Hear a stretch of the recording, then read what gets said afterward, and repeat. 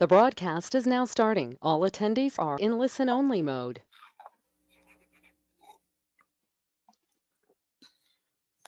Welcome, everyone, and thank you for joining us today.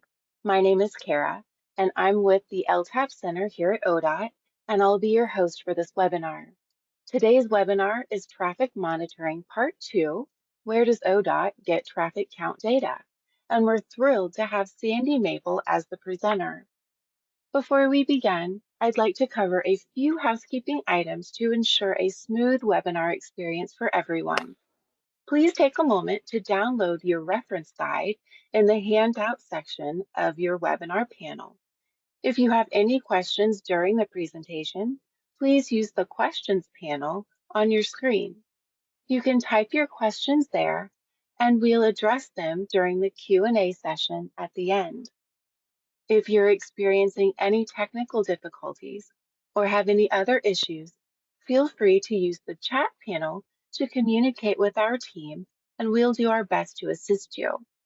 Please note that this webinar is being recorded, and the recording will be made available to all registered attendees after the session. All right, with that out of the way, let's get started. It's my pleasure to hand it over to Sandy Mapel. Sandy, the virtual floor is yours. Hi, everybody. I'm Sandy Mapel with ODOT's Traffic Monitoring, and thank you for joining this webinar. Feel free to share that handout that is in the download. Kara also said that she will be sending that out with the follow-up, so have at it. Feel free to share it, and hopefully you'll be able to understand where we get some of our data and how to use our data. So with that, we will get started. Maybe. There we go. So really, the goal today is just to give you a quick overview of our traffic monitoring management system, and that's a mouthful. So most of the time we just call it the MS2 system, or we just say MS2. So that is the same thing. So you may hear me just say MS2, which is the vendor that created this system, and they currently are working with about 25 states, so we're not the only state that uses their platform. I'll also give you kind of a high-level overview of some of the different modules in the system, but then we'll really dive in mostly into the TCDS, which is kind of the workhorse of the module. It's the main system where our traffic data, our vehicle traffic data is recorded. We'll go over ways to search. I'll point out some of the little nuances of the system, some cautionary things, and then I'll show you some of the standard reports that are available right there, kind of on the front view of the system. So this is the link to the system that we'll be using. So go ahead and you'll have a couple chances to get there. So it could also be found on ODOT's webpage. It kind of has this icon with it. Sometimes this icon's orange, sometimes it's blue. It just depends where you're coming in from the website. So this is really our traffic data warehouse. This is where we store all of our data. So all of our data that is collected, which is what we go over kind of in module 1 of this series, all of our traffic data that we collect goes into one of these 3 modules. The TCDS is the workhorse, the power horse. That's where the bulk of our vehicle data goes into, and that's the one that we'll be concentrating on. We also put turning movement count data into the turning movement count module, and we also put non-motorized bike ped data, micromobility, whatever you want to call it. I still call it bike ped data or non-motorized data into a warehouse. Now, all of the data that goes into the traffic count portion is also used for our permitted lane closure system. The permitted lane closure system is a module that was developed, and it is the business owner of that is the Office of Roadway Engineering. Emily Willis is the key point on that. Turning movement count data as well as segment road data is also used in a module called the traffic forecast system. Any of you that are familiar with the old shift system, it was replaced by TMMS, and the section in planning of modeling and forecasting, Josh Keiselbach, is kind of the business owner of that section. So this is just what the non-motorized data system looks like. Richard is our point of contact in our office for that data. So if you have non-motorized data, reach out to Bridget Richard. She'll get that loaded into the system. This is what the turning movement module looks like. We accept turning movement counts from districts, ones that we take ourselves. We get some from the safety folks. We get some from the traffic operations folks, and we put those all in here. Permitted lane closure is a segment-based system, so you can see when roadways can be closed, how many lanes you have to maintain. District 6, you can see, is the last one. They have not completed the rest of theirs, but the rest of the districts are pretty much complete. And then the traffic monitoring forecast system. You can run a traffic forecast for low-risk projects only. This system does require a login. Josh Keiselbach is the one that can hook you up with that. So let's get into TCDS. This is really the workhorse of the system. So you'll want to go there now if you haven't had a chance to. So you'll want to go to odot.public.ms2soft.com/TCDS. Or if you get stopped and you're on the ODOT Public MS2 Soft, you can go through this logo, you can go through this logo, but you're going to want to click the TCDS. There is no login required for the sections that we're going to go over today.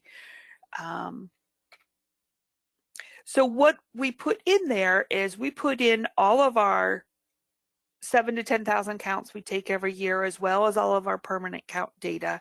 We go over that more in part 1. Today, we're going to mostly go over the data warehouse system. So I will go in there as well. So let me pull that up with you. And it works best in either Google Chrome or IE. So if you're an ODOT person, you can find it on the ODOT intranet. Down here, it looks like blue. And then you'll want to take the TCDS link here. If you're not on ODOT, you can also do an easy search, ODOT traffic counts. And if you can spell it right, it usually brings you to this same system. And you'll want to launch. This is new to me. I knew we were working on this. I'm glad to see it's there. And again, you'll want to hit the TCDS.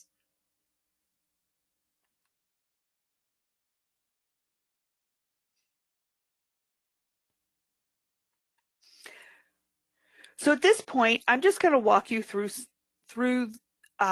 what I call the front page of our system. One of the easiest things to do is put an address in. I'm going to put in ODOT Central Office address here. One of the things you need to know is this is basically a Google search. So make sure you put in a city and a state. Otherwise, obviously, there's lots of broad streets across the country. You might want to put, for interesting, you could put in your office address, or you might want to put in your home address or something fun, or you could do 1980 West Broad like I have. Please just play along, walk along with me, click along with me. I think doing is helpful in how you learn. You should get some blue dots showing up. Anywhere there's a blue dot means that we have some sort of data available. In some cases, it may be very, very old data, and in some of those cases, we've now wiped it. So these are, anytime you see a count, these are counts. The default is to go to a count. So this is an AADT and the year of that AADT. So 4,132 is the AADT for calendar year 23. Sometimes you'll see a few calendar year 24s.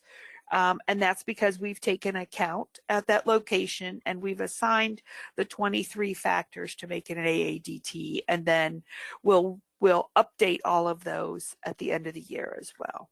So if we look at a count here, all you have to do is click on a count and be patient. And then you can say what pops up is the location ID number. That's just a number from a database standpoint.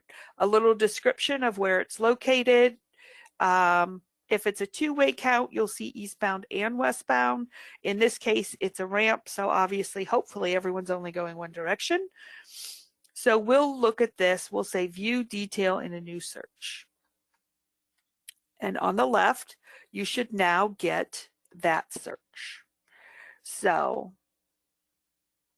you can see up here, this is kind of what I call data about the location. You can see more detail. This is a lot, very stagnant, you know, the location, the number of lanes. Some of these things are things we use down here. It's data about the count location. Down here, you can see some historical AADTs, and something to keep in mind is we do not take a count every single year at the same location. So this location was counted in 2022. The source is blank. That generally means that it was actually counted that year. You can see again in 2019 it was blank, and then we grew it. So we assigned factors, and you can even, these superscripts are very important to notice. So it was grown from a previous year. You can also go back several years, and you can also see that it was counted other years. Now, even though these sources are blank, it was not necessarily counted in all of these years. So before 2015, we uploaded data in some locations all the way back to 1984, but we did not load every single source. So that's a cautionary tale to keep in mind. Before 2015, this was a bulk upload of historical AADTs for locations. If you're unfamiliar with what AADTs are, this is what an AADT is, some info, and a lot of times you'll see this number 8 in a superscript. That is ramp balancing. I'll explain that in a little bit. Grown is very common. That just means that we've grown it using factors from a year that we took an actual count until we take the next count. And we do have some estimated. Those are the most common ones you'll see in Ohio. If you happen to work in other areas, you'll see other states use other ones. So here's another key to know. Anytime you see an I, you can see more. So keep that in mind. If you see an I, you can see more.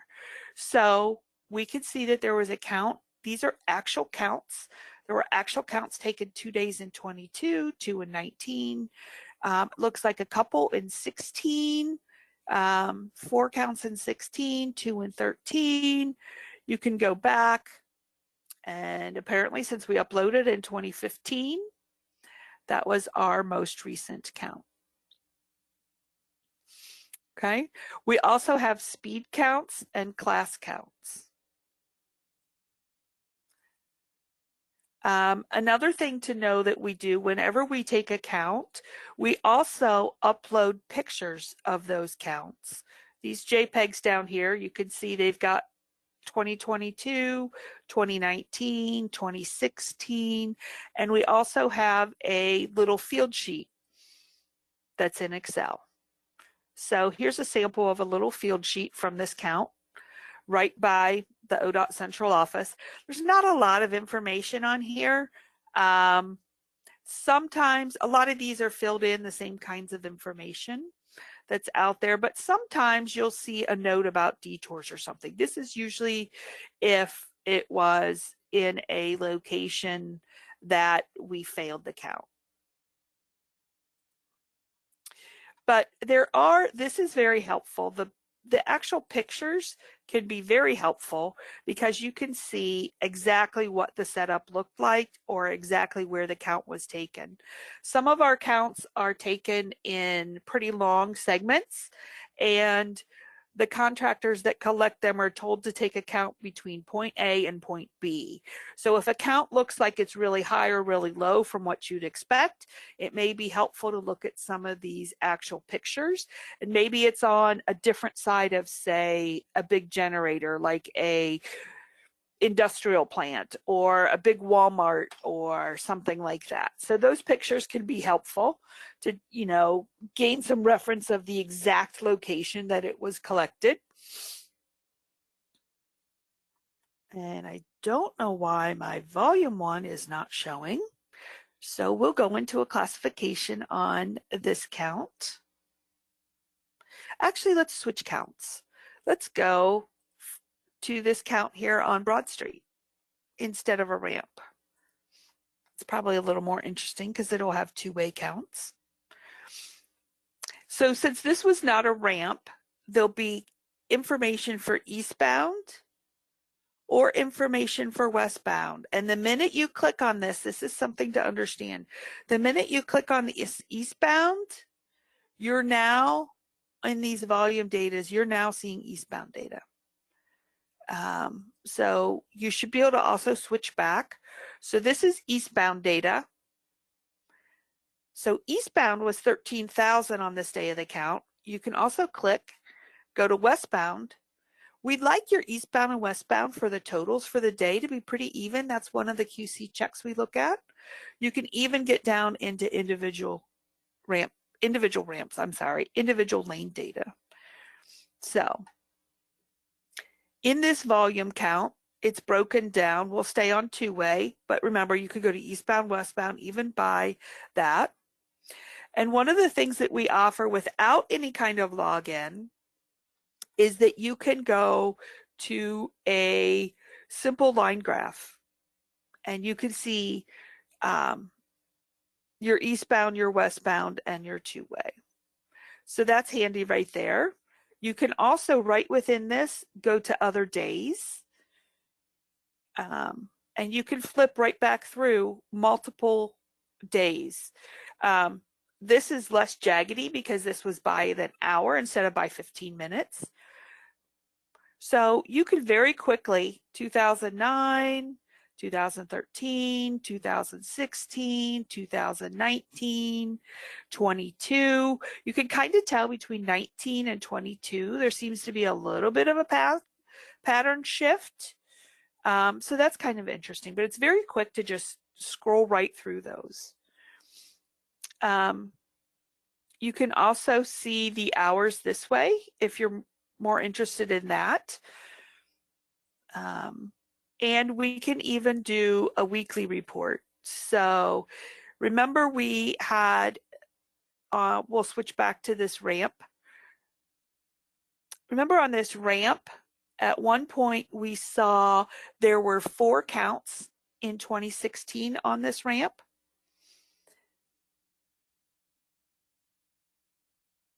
So let's pick this date in 2016. Remember, anytime you see an I, you can see more.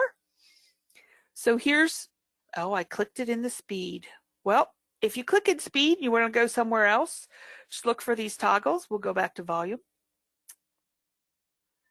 Now you can see a whole weekly report, and you can see this was taken on a Tuesday or Wednesday, and you can even, this is an average of them. So that's kind of handy. You can also, if you wanted to do more analysis or more breakdowns, you can download this in Excel as well. I won't do that because it might take a hot minute. Be patient with this system. That, just so you know, that's one of the reasons why we limited this session to 30, because the system is geared towards people using it, but it's not geared towards 100 people hitting the same locations at the same time in the same half hour. So there are some busier times. I will tell you, if you're an early morning person, which I am not, 6, 7 a.m. system screams fast.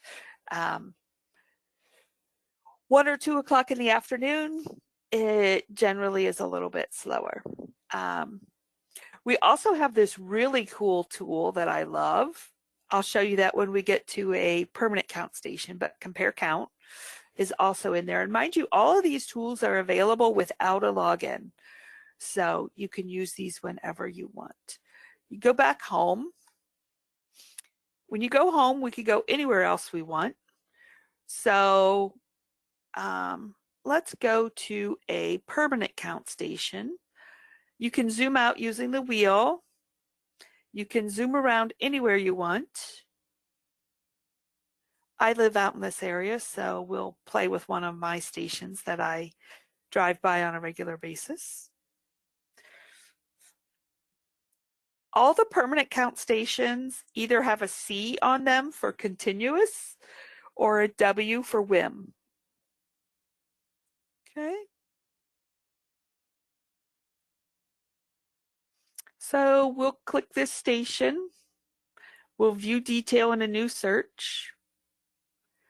This is a continuous station. Again, details at the top. You can go two-way, eastbound, westbound. You can go by lane. You can dig deeper into volume data. Remember, anytime you see an I, you can dig deeper. You can see more info. Speed data, classification. Remember, classification is the type of vehicle. Let's look at, let's pick a different day. You can choose a date here and high speed to something. You can view a calendar like this. This will show you when the counts were available by class. You can even switch to volume. So for instance, on this one, I know this is not a weigh in motion site, and I update it. These will all go gray because we do not have weigh in motion data at this location. I can update for class. So if you're looking for weigh in motion data, you want to start with a W. Because I can guarantee there's no weigh in motion data anywhere else. But let's look at class data. You can see this site was missing a lot of class data in July. I know for a fact this one had some construction work. It went down. We did some construction work, and now it's back up. We've obviously had a few glitches. That may have been modem issues, may have been other things.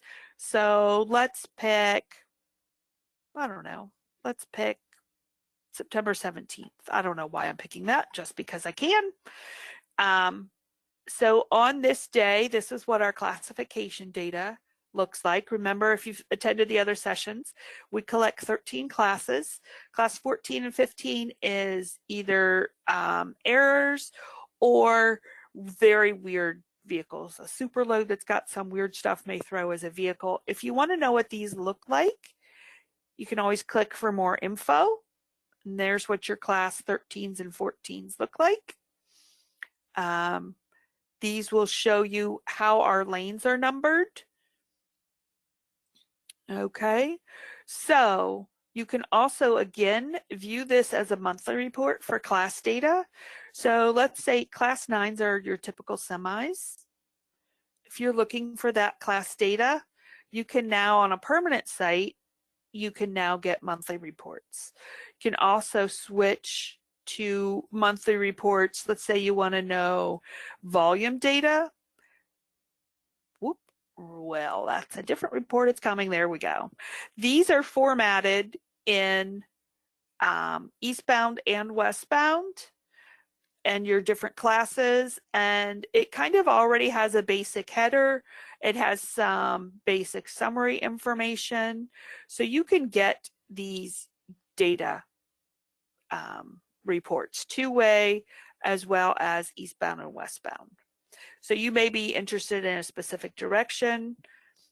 We also have recently highlighted weekends, just so it's easier to kind of find your way through. If you're interested strictly in total direction. So this can be very helpful. Monthly reports are available from our permanent count sites that are very valuable. It's a different project. You can also speed reports. We get speed reports as well. You can look at a monthly speed report. These can be pretty interesting as well.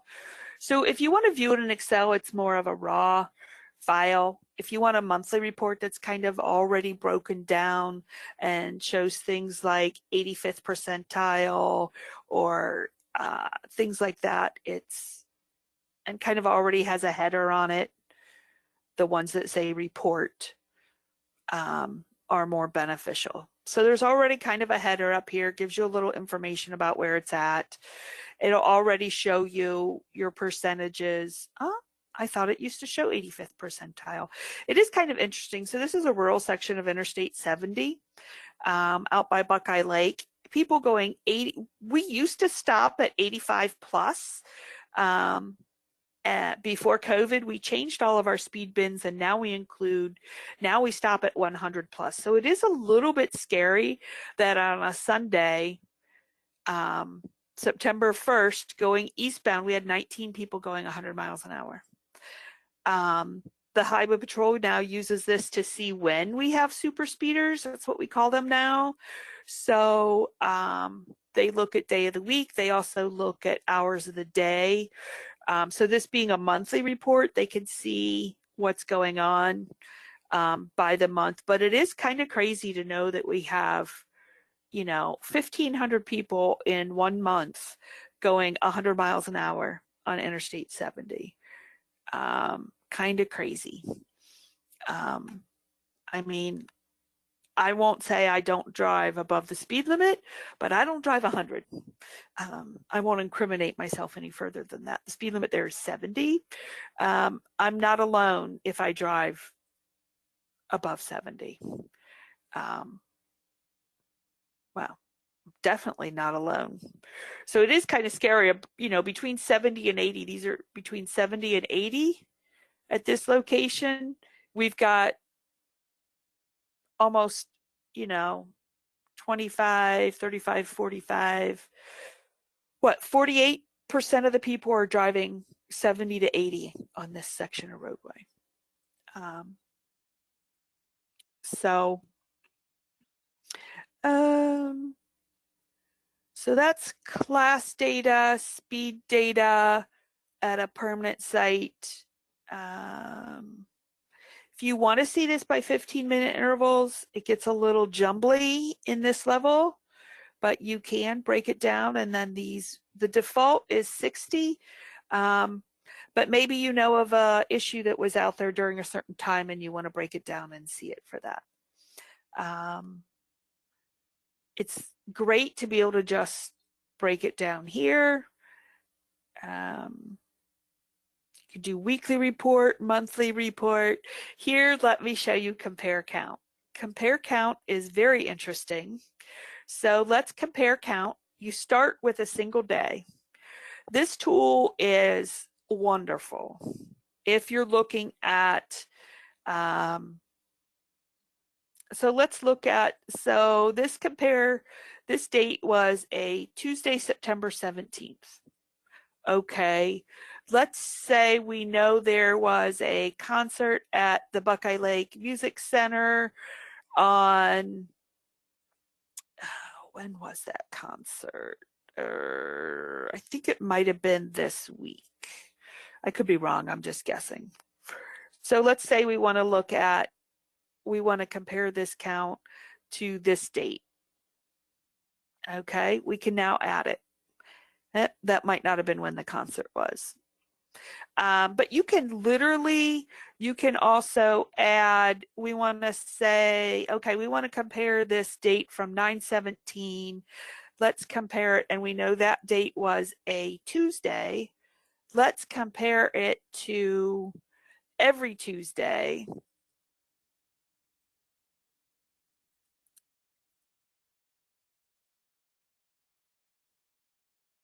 Let's compare it to every Tuesday, the average of every Tuesday for the entire year.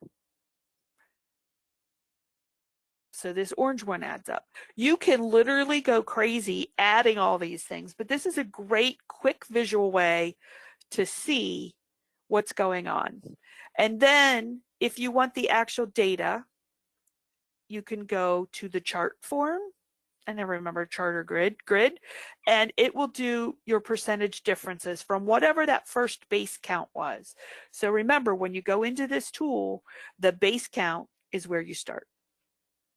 Okay. So that compare count is very powerful. You could add all kinds of things in here. You can add maximum by hour from every Tuesday in the year. There's your maximum by hour from every Tuesday in the year for the average of every Tuesday. So you can see when your largest Tuesday was. You could do, you know, weekends in here. You can do whatever. So that when you're using a permanent count, a continuous count station, this compare count tool is very powerful. Let me go back to home. Let me go quick search, pretty basic. Let me go to an advanced search and show you how you can wean things down. So I will tell you that some of these fields like jurisdiction are not as completely populated as others, but things like district and county and route types and things like that. MPO ID is not, that has to do with if we get MPO counts from, like we get a lot of counts from TMMS and Erie County and Morpsey. So they use the same MS2 system, so we import, so that's just a linkage count. But one of the things you may want to look at is if you're interested just in permanent count stations, you'll want to say yes. Let's say you only want ones that are actually counting right now. So let's look at a count date that's actually counting right now, 10/31/2024. And let's back up. I know I want to do a whole month. It's trying to tell me that that's not a valid date. Well, I know that. Let's say you want to see just who has counts this month. Well, last month. Okay, you just want permanent count stations that have counts during the month of October. And if you only want ones that have class counts, let's say you're looking at speeds. You only want ones that have speed counts. Let's say yes. Okay, so this is only going to give you ones that have speed counts, and then search. So we have 180 locations. You can say locate all. If you were interested only in a certain county or only in a certain district, you could have weaned it down by that as well. So this is where we have ones that we have data. So now we're in this search, and now you can now look at all of these if you want. You can scroll through them.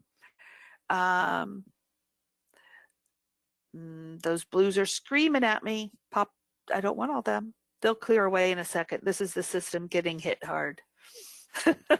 That's when it goes, I gotta wean you down.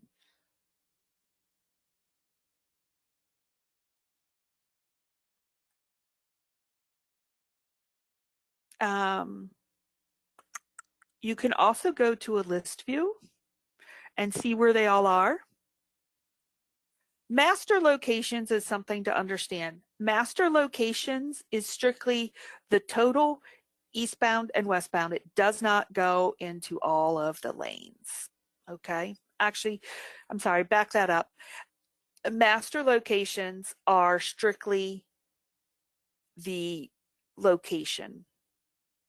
If you want all of them, it'll export all of the directions and the others.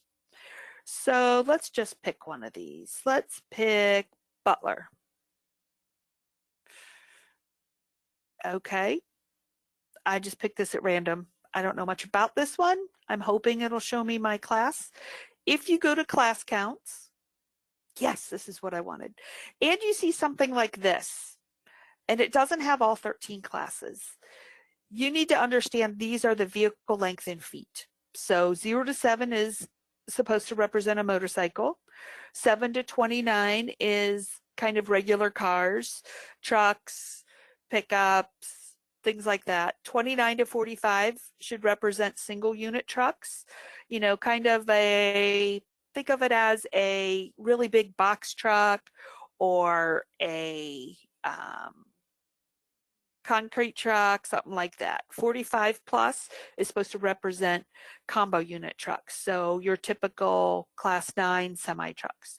Now, when you see this type of vehicle length, take it with a grain of salt. This is not near as accurate as when you see all 13 classes. When you see all 13 classes, those are very accurate. When you see these, they're reasonable. You can still get the same kinds of reports out of this. You can also still switch to speeds. Same with our speeds. These are reasonably accurate. When you see a class that is we call these length class, the clue is length. In other words, we're trying to see what the length of the vehicle is. These speeds are reasonable. Sometimes what you'll see is some of these speeds will get split in half, and you'll see a whole lot of 35 to 40 on an interstate, and you know it's not a time when people would be going slow. Those are probably 70 to 80. So sometimes they'll get flipped, but these are reasonably accurate. They still give you a good trend. Think of this more as trend analysis. I would say these people that are going 100 plus are still really going 100 plus. It's usually the lower ones that get a little weird.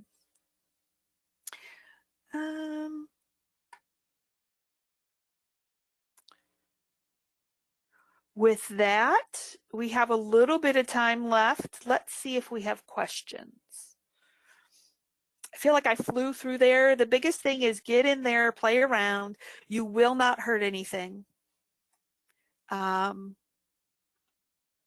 if you see an eye, you can go deeper and see even more.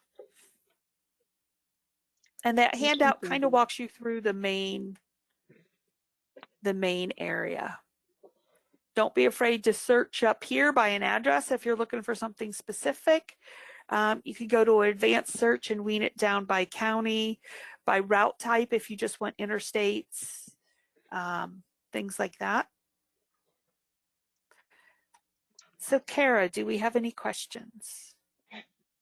We do not have any questions just yet. So I would just like to ask all of our attendees, if you have any questions at all, please feel free to enter them into the questions panel, and Sandy will be more than happy to answer those questions for you. If you have a question, probably at least one other person has a question also about the same thing. So we'll just give you a few moments to think of any questions, kind of process the information that Sandy has shared with us, and ask any questions that you might have.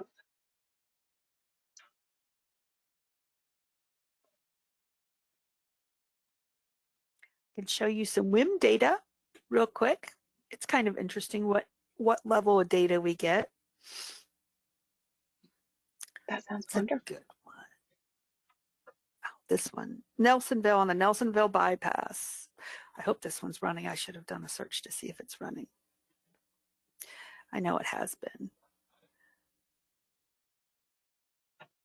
Ooh, we got some crazy stuff going. So this is what WIM data looks like, just so you know. It records, we call it per vehicle record. It records every truck, and it records the weight of each axle and the spacing between each axle. So keep in mind, this is happening at highway speed. So this guy's going 64 miles an hour. His gross vehicle weight was 84.8, so he's a little overweight.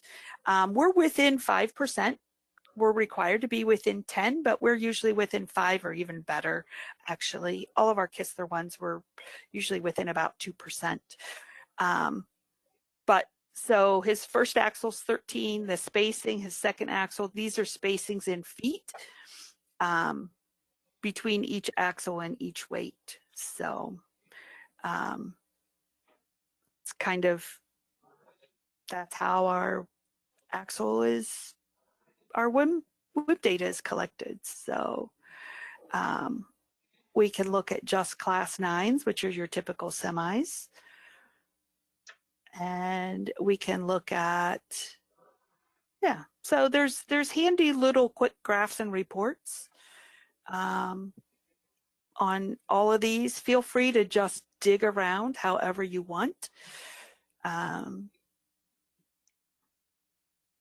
I don't know. All right, thank you, Sandy. We actually do not have any questions, so it seems like you shared all of the information that our attendees needed, at least for now. Yep.